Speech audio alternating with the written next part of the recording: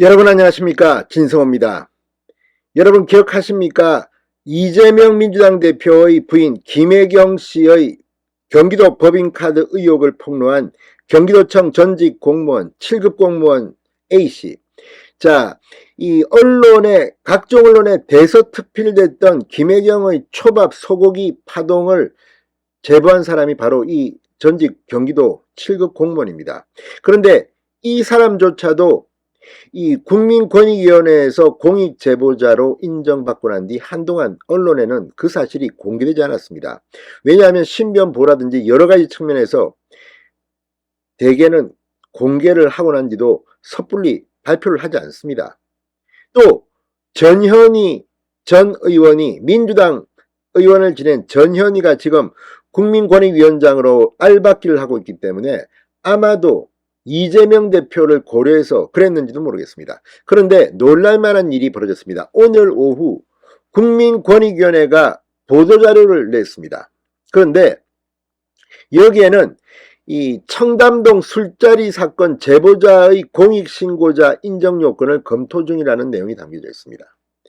자, 아시다시피 김의겸 민주당 대변인이 국정감사에서 이걸 갖다가 제기했고, 또 유튜브 더 탐사에서 이걸 방송했습니다. 그런데 지금 청담동 술자리라고 하는데 그 청담동 고급 바가 어딘지도 특정되지 않고 있습니다. 뿐만 아니라 윤석열 대통령과 한동훈 장관이 이 술자리에 참석해서 새벽 3시까지 노래를 불렀다는데, 한동훈 장관은 내가 밤 10시 이후에 이런 2차 술자리에 있었던 것을 아는 사람이 있으면 나와봐라. 나는 그런 적이 없다. 그러면서 법적 대응을 이미 예고한 상태입니다. 이런 상황에서 이 내용을 의혹을 제기한 B씨. 자, 그런데 이 사람은 이 녹음을 한 이 첼리스트의 전 남자친구라고 주장하지만 육성 녹음에 나오는 이 첼리스트 여성은 남자친구가 아니라 스토킹을 한 사람이라고 비판하고 법적 대응을 지금 예고하고 있습니다. 그런데 이런 사람, 게다가 사실관계도 불명확하고 오히려 지금 한동훈 장관 등에 의해서 김의겸 의원과 더 탐사 수사를 받아야 할 줄인데, 이런 사람을 지금 공익제보자? 아무튼 이 공익신고자 인정 요건을 검토하고 있다고 합니다. 공익신고자 인정 요건을 검토하고 있다. 예고 없이 보도자료를 확 뿌려버렸습니다. 오늘 오후 5시 43분 출입기자에게 뿌린 겁니다. 그런데 이 해당 언론 공지는 전현희 위원장의 결정으로 전격적으로 이루어졌다고 합니다. 권익위 관계자는 전 위원장은 이번 사안과 관련해 사적 이해관계를 신고하고 회피한 상태라 검토 과정엔 관여하지 않을 것이라고 되어 있습니다. 그런데 지금 이 공익신고자로 인정해달라는 이 B씨, 자신이 해당 술자리를 목격했다는 첼리스트 여성의 전 동거인이라고 주장하면서 SNS에 공익신고 인정을 요구하고 있습니다. 그런데 문제는 이걸 갖다가 검토 중이라는 것을 뿌려버린 겁니다. 자, 이 김혜경의 경기도 법인카드 의혹을 제보한 바로 그 사람 A씨에 대해서 했던 것과는 너무나도 다릅니다. 왜 이랬을까요? 자, 방금 전 여기에 대해서 최근 부임한 권익위 부위원장 이 김태규 전 부장판사가 중앙일보에 인터뷰를 했습니다. 이걸 보면 전현희는 진짜 빨리 몰아내야 될 것 같습니다. 어떻게 이런 사람이 국민권익위의 위원장인지. 자, 김태규 권익위 부위원장은 중앙일보와의 통화에서 이번 사건과 관련해 보고조차 받지 못했다. 전 위원장이 이런 사안을 협의 없이 언론에 알린 것은 도저히 납득하기 어렵다. 해당 의혹은 가짜뉴스로 보여 공익신고자 인정 여부를 섣불리 말하기 어려운 사안이다. 권익위는 타인의 명예를 훼손하고 죄책을 면하려는 이들의 도피처가 되어서도 안 될 것이다. 이렇게 말했습니다.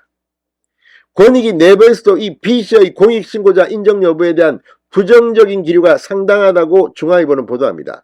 B씨의 주장의 사실 여부를 떠나 윤 대통령과 한 장관이 공익신고 요건에 해당하는 위법 행위를 했는지 여부도 불명확합니다.